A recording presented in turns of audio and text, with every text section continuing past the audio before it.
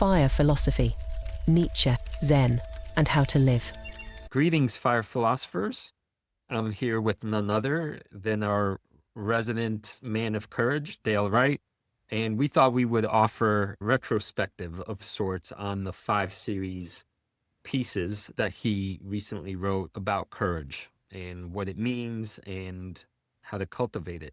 And we didn't really have much of a script to go off of because I thought you have the words in front of you, that what would be more interesting for us is for me to ask some questions that have legitimately arisen for me as I was reading this, hoping that some of these questions would resonate with you, our audience.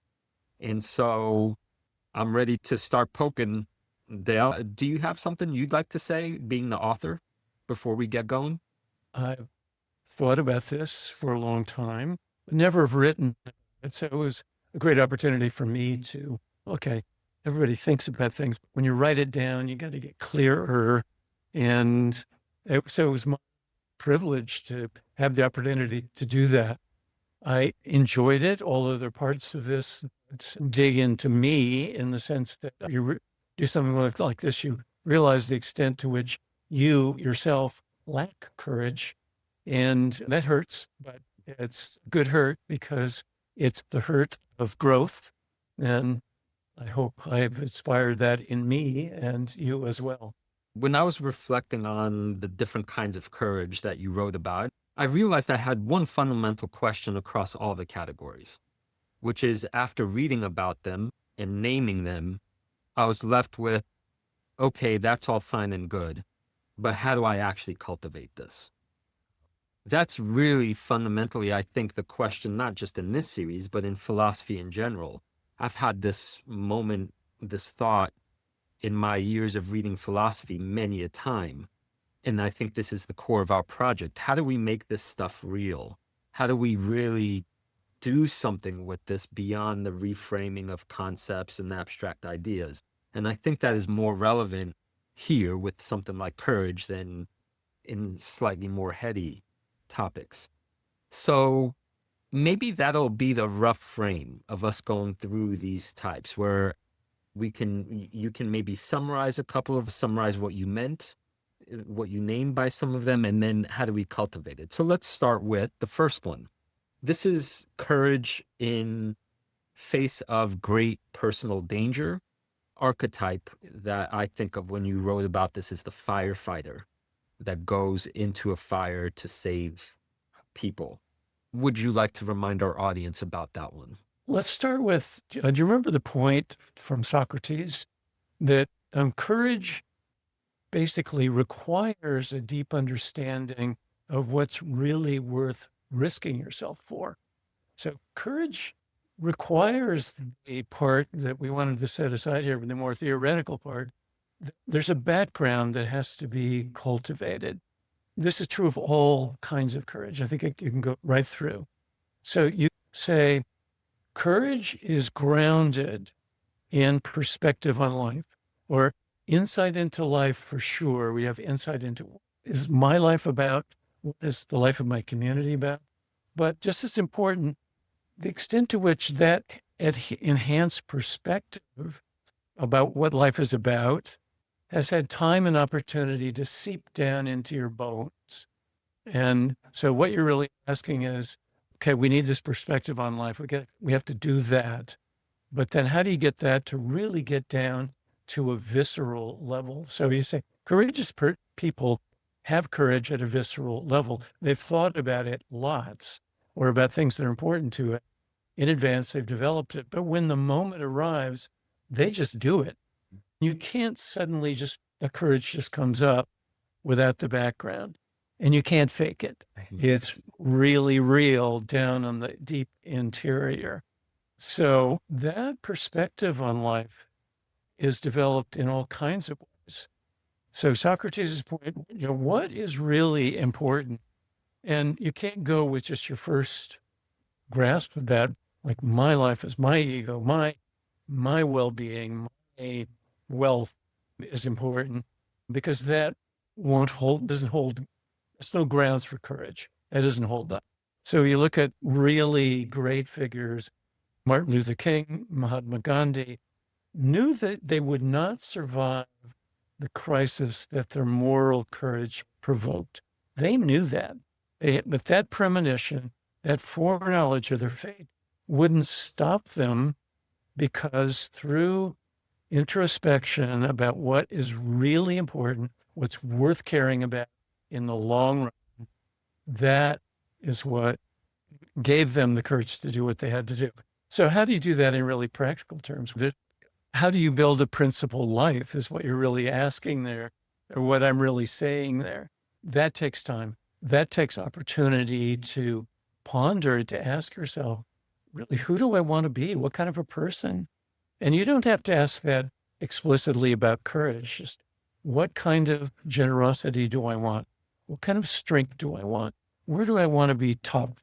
And where do I want to be soft? All of those factors, if you haven't asked those questions, you'll just be who you happen to be, and you won't be ready, really. But so you need an image of where you're going. That's yours and yours alone. Who can I be in particular? Then you need to hone that. How do you do that? One way is role models. Who are the people who you notice who are doing something extraordinarily courageous or unique, or that's really their own, like in the domain of intellectual courage? Let's pause, because I think we have a lot of these categories. So I don't want things to mush together. I think everything you've said so far is right. This particular one, the firefighter archetype, I think you're so right, because it really is about you're either principled or you're not, but it's also the instinctive quality. And there's this film, and then, God, I really can't remember the title. Maybe I'll remember it and put it in the comments section. It's this film about a couple taking a trip to an exotic place, and then nothing's happening in this film except for one moment, unexpectedly, the couple gets ambushed by, call it, muggers. And what the film brilliantly captures is, in that moment of ambush, the male partner instinctively hides behind his female partner.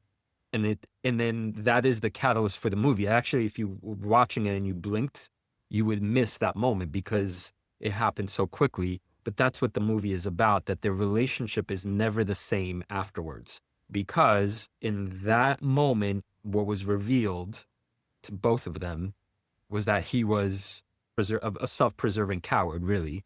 And he was willing to instinctively sacrifice her. And a relationship, once you know that, it changes. Wait a minute, what was her reaction? She had some reaction too. She also seeking a place to hide? It was the way I think what the camera shows is that the camera focused on him hiding behind her. And she, if nothing else, was stunned that her partner chose to hide rather than protect her. That was what we were meant to take away from that. And then, of course, the relationship explodes. But in terms of cultivating this kind of instinct, the main thing that comes to my mind, I could only speak from my experience, but it's the jiu-jitsu training or something like that, in which you're picking something that deliberately puts you in danger over and over again. You learn to, at some point, cope with it, survive it, but then to some extent you get used to it, and not that you become a punching bag, but you get used to what it feels like when you have the chemicals coursing through your body telling you to run, and you begin to relax in the middle of great danger. And I think somebody like a firefighter, over time, pause myself and say, it's not that there's ever an absence of fear, and you write about this. It's that the fear becomes less exotic through daily practice. That's good. Stepping back from the jiu-jitsu model where you're mentally doing that in a physical way, you can do it, practice this in some way. We're always reading, we're always hearing stories about something. These people got mugged. These people did this. This person stood up to her boss. Read those stories and then ask yourself, how would I instinctually take on that same moment of crisis? And how would I want to take on that moment of crisis? What would be my preferred mode? And if you run that through, you can call it premeditation. So you're rehearsing a possible script that could come up for you, that will in some way come up for you, performing the role. So that rehearsal can be done in totally safe circumstances where I'm thinking about 9/11 and the firefighters, the first responders, and I'm thinking, okay, what would my reaction be? How would I deal with that? How would I want to be dealing with it? And then work that through your mind over and over. Get that down in your body. Yeah, and I would add to that a nuanced point maybe that we know from scientific literature that elite level athletes train in exact the same way. Your mind creates your reality. There is that.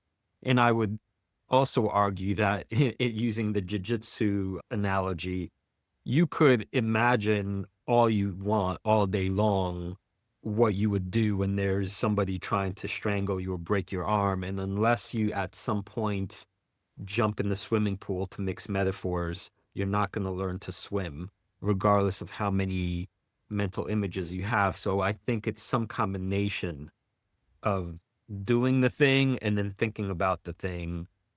Yeah. It's just you can't stage ambushes No. and run into and pretend to be a firefighter. Yeah. So those kind of possibilities are in your mind, but that's absolutely right though. Whatever you can do to physically act out a response, that's a premium.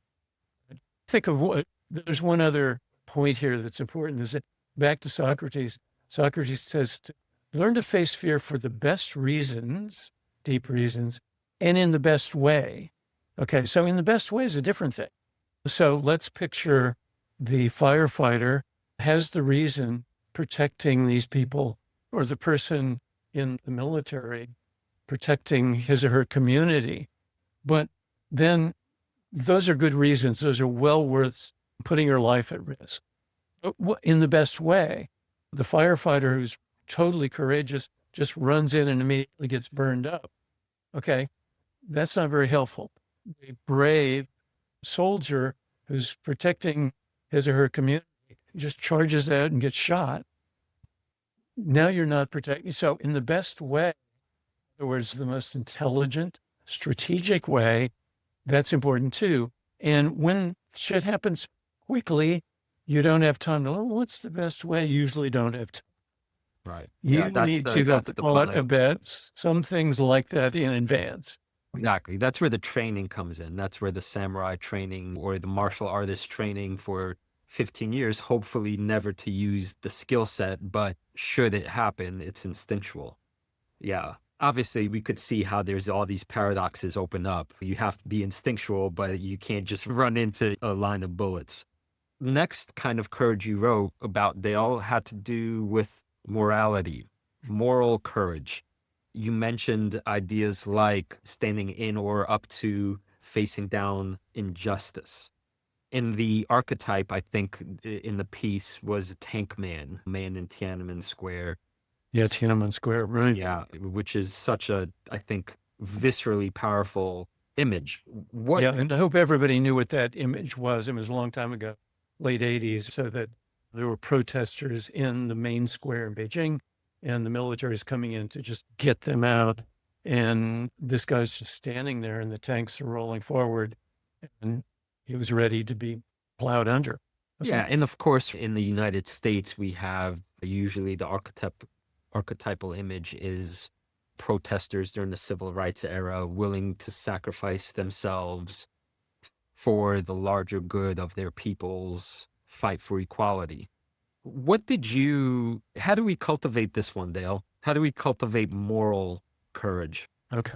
I think one important way I have had to practice because of my own moral failures, we all have them. I don't just point out myself, but look back on your life. Where were there moments when you could have stood up, you wished you would have stood up, you wished you would have spoken up, defending somebody or something, and you just didn't? the bully in the classroom, the kids getting Yeah. bullied when you were Yeah. 7 years old. Did you say no? Right. And look back, find those, and then think about them. Ponder those. How might you have responded in a way that you would admire? But you can also look at role models. Look at people who do that really well. So picture yourself at a business meeting and there's excitement about some really great thing you've got going and everybody's in on it. Everybody's around the table. And then there's the person who says, wait a minute, this is going to have a serious risk impact on our workers. There's an ethical implication here, and we need to think hard about that. So what you've done in doing that, you've broken into the excitement of the moment. There's this great deal of profit to be made, and you've just thrown kink at wheels, but you had the moral and other kinds of courage to do that and to say, wait a minute, let's think harder about this. And as you were talking, Dale, it occurred to me that morality is a tricky concept because it's not a one size fits all. And some of the exemplars we often think about in terms of morality in the United States is someone like Martin Luther King. But curiously, he had an opponent, Malcolm X. They both were acting for, suggest, out of moral courage, but they understood what the right path was in very divergent ways. And so it's not about being certain about that moral courage looks like one thing. It comes in many shapes and form, but that inner capacity to be able to stand in front of people, many people, one person, and speak to your convictions. Let me just make one remark on that, because our political moment is so divided, so seriously, in troubling ways divided, and it's important to recognize that people on both sides, at both extremes especially, are saying, we're in moral crisis. This is a moral crisis. But they're both saying that, and what they have in mind in both cases is quite different, so that there can be different forms of morality, and there can be good and worse and good and better forms of morality. But in any case, people can act out of morality in very different ways, in opposing ways. Yeah. Important to recognize that.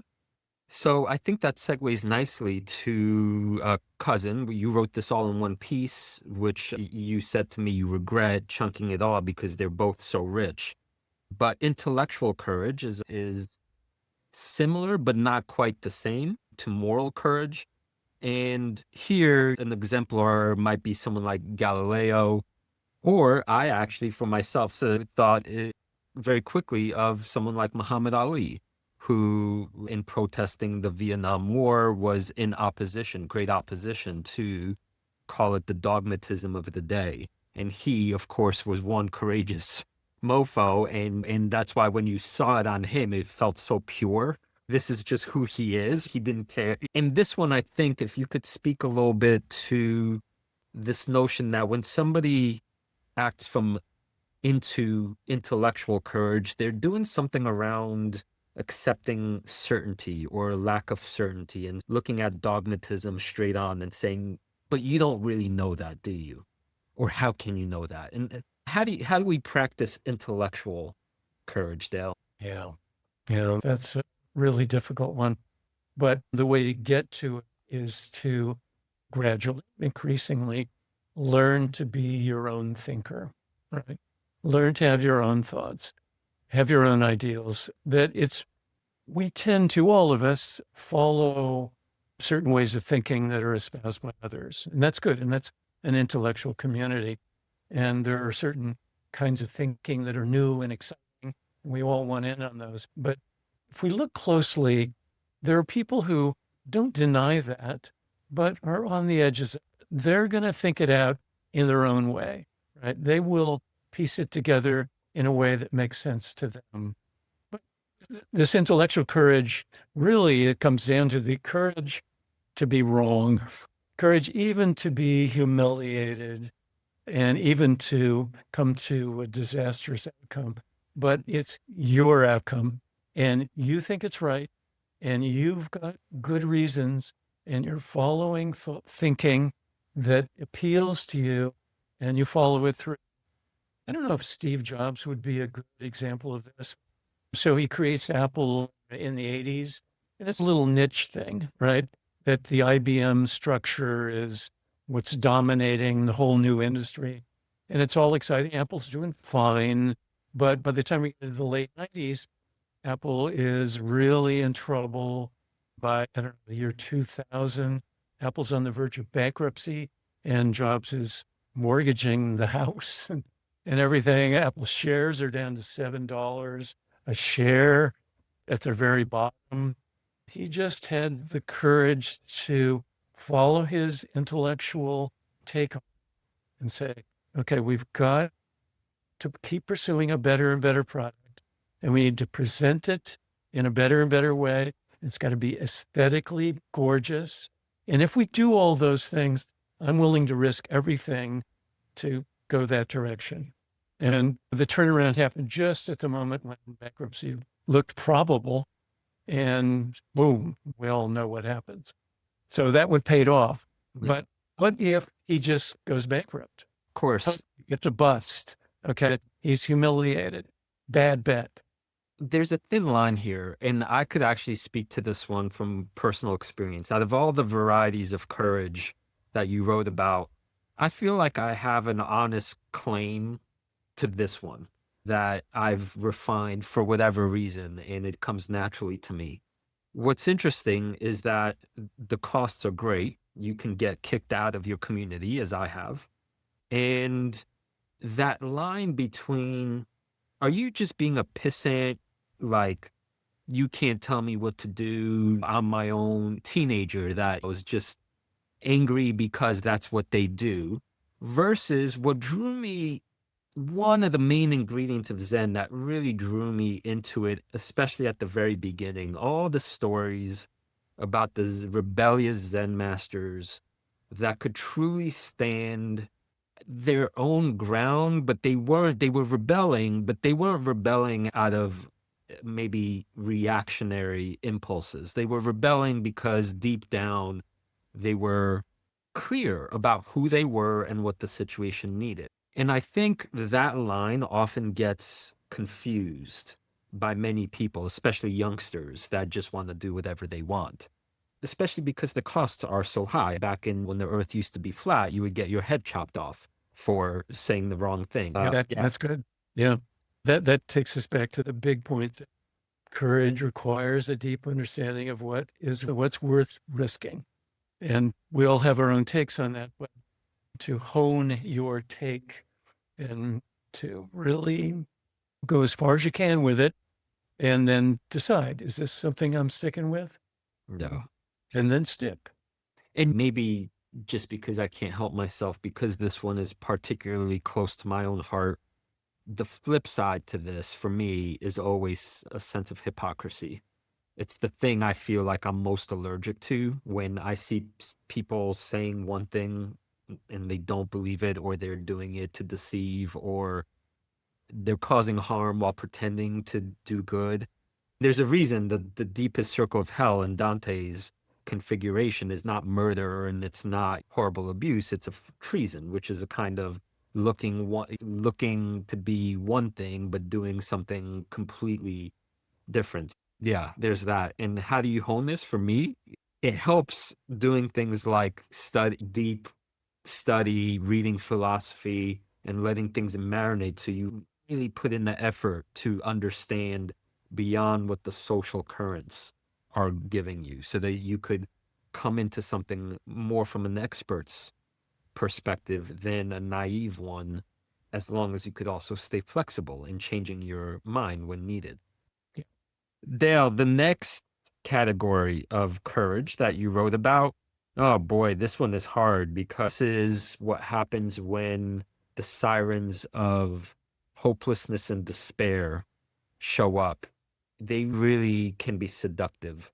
Those moments where you think all of this is just useless, or it's all going to hell, and it's all human beings are just these wild monkeys that can't do anything right. And falling into those pits is all too common, and it's horrible. How do we avoid falling into pits of despair and hopelessness.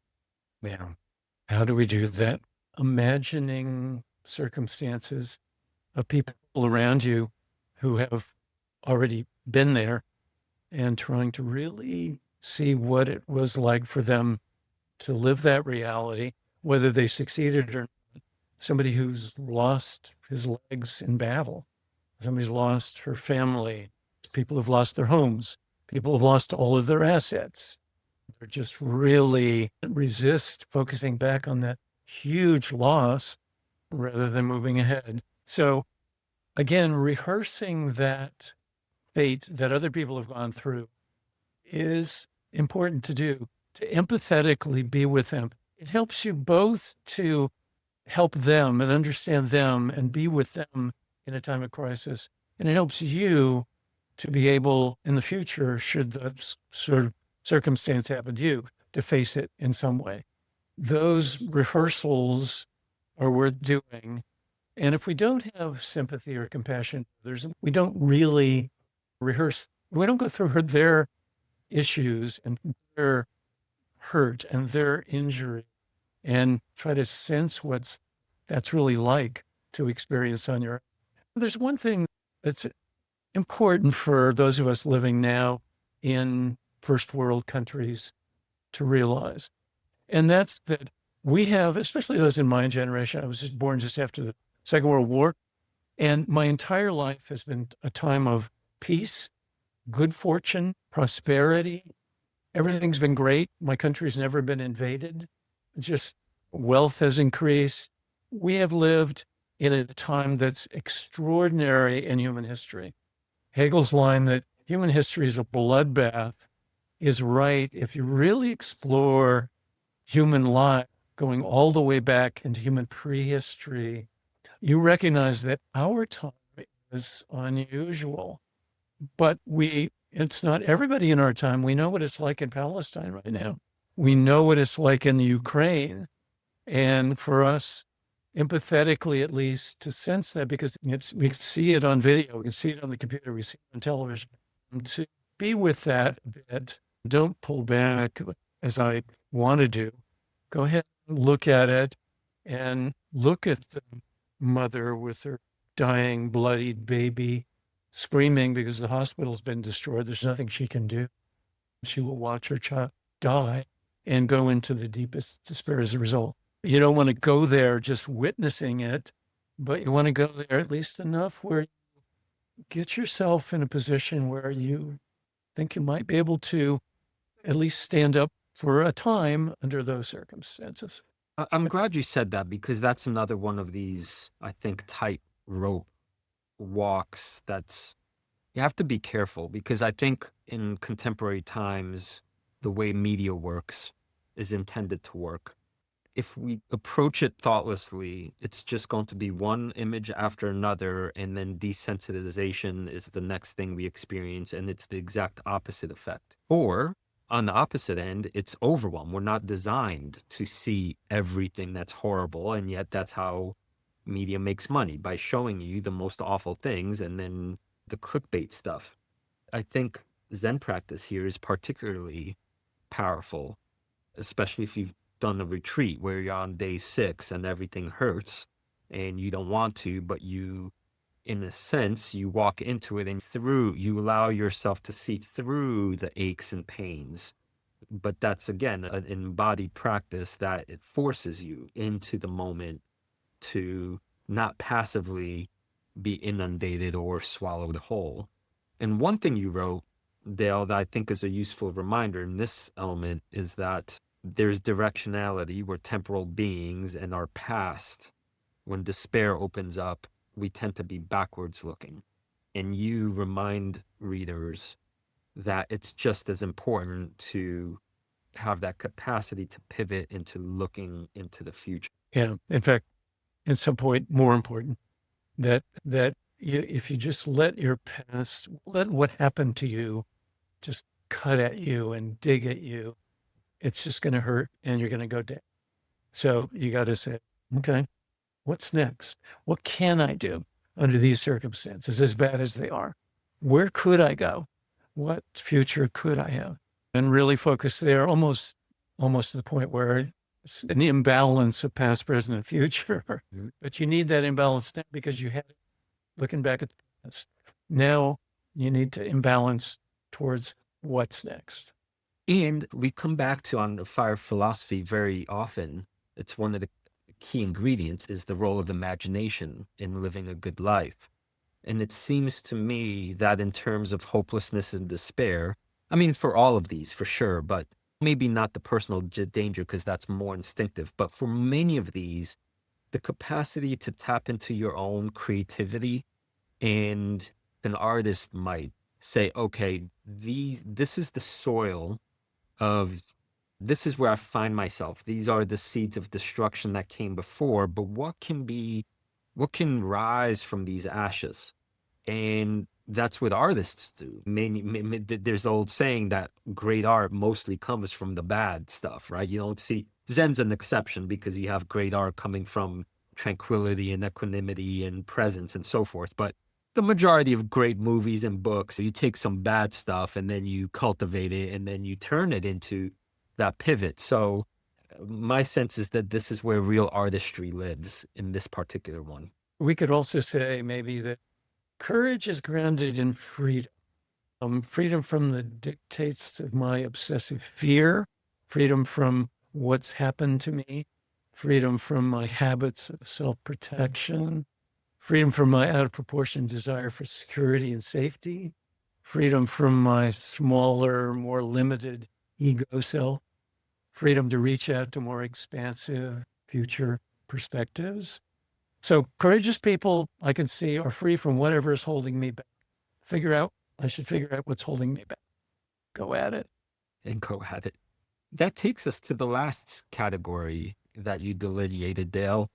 And in some ways, probably the most important, because I would argue, you argue, most of our lives are not spent fighting fires or standing up to an authoritarian dictator or climbing out of some really awful tragedy. Most of our lives are spent going to work, taking the subway, shopping for dinner, and it's the realm of the everyday. And amidst the everyday, this is what's amazing about what you're writing about. There's a way to live courageously and a way to live cowardly, but it's a little more subterranean, a little harder to see. How do you explain to our readers and how one cultivates this living courageously in the middle of the ordinary? What does that mean? Let me start with, for me, the most important point from Aristotle. Other philosophers have said this, but you will be whatever you do on a daily basis. We're talking about everyday actions. Whatever you do, moment by moment, hour, day to day, year to year, that's who you become. And so realize that. I need to realize that. So the way you respond to your failures, not that you have failures, you will have failures, no matter what. The way you respond to your disappointments, you're being turned down, being denied. How do you respond to those? To your shortcomings, our inadequacies, our weaknesses, we all have those. How do we respond to those and deal with them? The thing to be on guard for most of us is retreat, right? Pulling back. And you can't just say to somebody, have faith, be confident, charge ahead, you feel okay. All of that needs to be cultivated on this everyday basis. So that's what is so great about the Buddhist principle of mindfulness, right? That being mindful of what's at stake every day, to get up in the morning and to remind yourself what I do today, how I do it is going to matter. It's going to shape how I do tomorrow. And tomorrow is going to shape how I do the next week. That reminder, that kind of mindfulness is really important. And we all have it to limited extents, but building that degree of mindfulness and tapping yourself on the shoulder and saying, oh, wait a minute, wake up. Something might be at stake here in how, whether I do this or this today, whether I engage in this way or in this other way. I'm with my children today. How am I going to be with my children today? Am I going to be off not being with them by virtue of planning something else and doing something else in my head while I'm being with them? Or can I really be with them? Those kind of reminders are, for me, the best way to build this kind of courage in everyday life, where you've built yourself in a certain kind of person. And we've already recognized how getting that perspective on life, that's the basis of courage. If you don't have that perspective, you can't do what Socrates said, that is, understand what's really worth going on a limb for and what's really trivial and not. There's a phrase that comes to mind, to me, thinking about this one, emotional intelligence.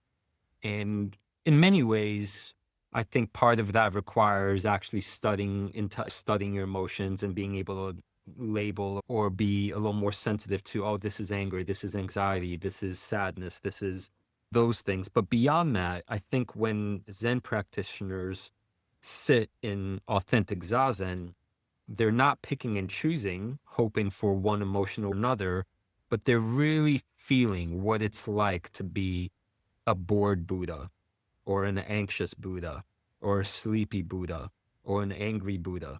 And when fully embraced for sometimes periods on end, really sitting with anger, I think that's at the core of the Zen tradition, is you're becoming as intimate as you possibly can be with what it means to be human, experiencing this particular thing. And if you do that consistently or somewhat consistently, it seems that when you get off the meditation cushion and someone cuts you off and it arises, you can take that courageous moral stance and, unless needed, not lay on the horn. Or lay on the horn. Yeah, again, depending on the situation. That's a great point. And it's just the phrase emotional intelligence is worth thinking about and wondering, what did that mean, really? So emotions are given. They just, boom, they explode out of us. But you can cultivate your emotions to be more intelligent, right? You can learn, and we all do, when I want to hit the person, don't hit the person.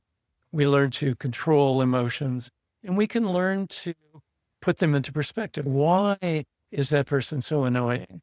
Is that really such a problem to me? It's really their problem. And to have that kind of intelligence and to be able to hold back and develop emotions that are appropriate to the situation and that are really helpful in a situation, that's great. I really admire people who have done that and can do that, and who are emotionally intelligent, even beyond their intellectual intelligence. Emotions are just as important as anything. I think so. That takes us to the different kinds that you wrote about, Dale. I have a sense that, I don't know, maybe we can end this conversation with something about this notion that all of this involves a courage to care, and it's up to us how we decide what to care about, whether it's the firefighter that cares about the well-being of physical bodies, the protester that cares about a political structure that's unjust, somebody that cares about just helping another person across the street. But in the end, there is something, there seems to be, as you point out, a fork in the road that says, do I prefer cultivating this kind of personal integrity, or do I care about being safe and comfortable? Okay, that's great. You said it. Yeah, it's great because you wrote it. Oh, the courage to care, that's interesting. That's a really good one. When we all have encountered someone, maybe not through their entire lives, or maybe, but in certain periods where I don't care, it doesn't matter, that position is so self-protective, right? If you care, you're vulnerable to being hurt. And if you don't care, you're in some sense free of that vulnerability, but you're also free of being anyone. You're free of being yourself. You're free of the line in Kierkegaard about you lose yourself if you lose your capacity to care. So you want to cultivate that deeply, but also cultivating an intelligence about what's really worth caring about. And those who have really done that and have grown this huge perspective on life, like Gandhi and Martin Luther King and a few others, those people have courage that goes all the way to the end. And maybe we could wrap up, Dale, to say that from my end, as a personal confession, I think there are fewer things that make me more terrified than the idea of reflecting on my life and at the end being condemned a coward. That scenario. Yeah. And hence I dragged my sorry ass to the jiu-jitsu studio to get whooped on because that fear is so strong. Yeah, I'm so glad you wrote this, because I also have this feeling that this element of courage, like wisdom, permeates everything. It's one of these meta qualities that if you'll have some dose of it in all the things you do, you're probably doing something stupid. And you're doing something weak, and you're living in a way that's weak. Yeah, I want to leave your point exactly as it was. That in the end of your life, you want to be the one that judges, at least you didn't live without some courage, right? However other people judge you, you want to be able to say, okay, I took some risks. I lived courageously at the right times, at least in some cases. And that perspective from the end of life is helpful in that respect. Dropped one word that I'm particularly sensitive to at this moment, and this could be a next series. Maybe I'll write something about it. I always threaten to write something and then I chicken out. How appropriate is that? But the word risk there's no living without risk, and there's no doing things that are worth doing without risk. It's just a universal law. And I really thank you, Dale, for writing this and helping us think more carefully about how we might meet the risk of being alive. Thank you so much for taking the time and sharing with us your perspectives. Yeah, thank you and everyone who's listening and everyone who's read them, and for participating and drawing this out of me, you wanting to hear it. I've got nothing to say. So it's a team effort, and here we go. On to something else. Back into the flames.